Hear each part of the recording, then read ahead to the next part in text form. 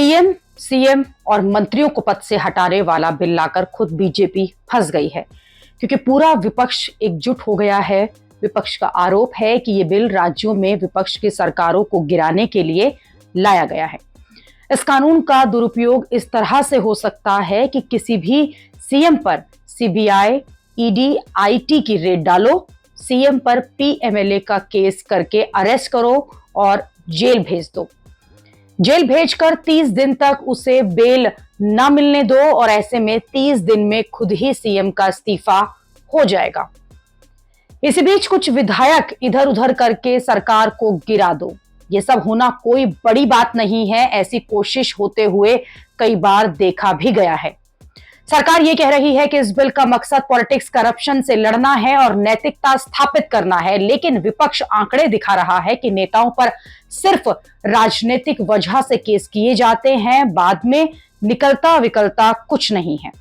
मार्च 2025 में वित्त राज्य मंत्री ने राज्यसभा में एक आंकड़ा बताया था कि 10 साल में ईडी ने नेताओं के खिलाफ 193 केस दर्ज किए थे, लेकिन उन 193 में से सिर्फ 2 ही केस ऐसे थे जिसमें कि दोष जो है वो सिद्ध हो पाए।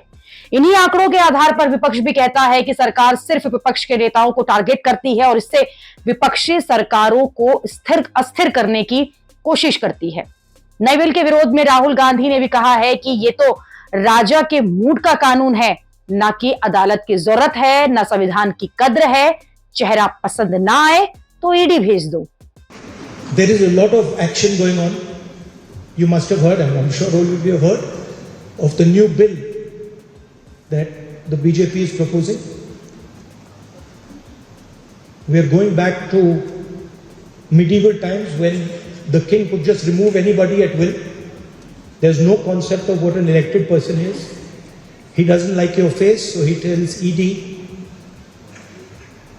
put a case, and then democratically elected person is wiped out within 30 days. This is new.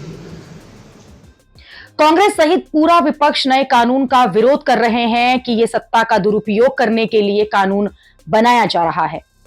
आम आदमी पार्टी के नेता मनीष सिसोदिया ने कहा कि इस कानून में यह व्यवस्था भी होनी चाहिए कि अगर कोई भी मंत्री या फिर मुख्यमंत्री जो है वो झूठे आरोप में जेल जाता है और बाद में वो फिर बरी हो जाता है, तो अरेस्ट करने वाले अधिकारी, अरेस्ट करने वाली एजेंसी के मुखिया और अरेस्ट करवाने वाली सरकार के मुखिया को भी उतने साल के लिए जेल भेजा जाए जितने साल की सजा वाले झूठे आरोप में उस वक्त लगाए गए थे।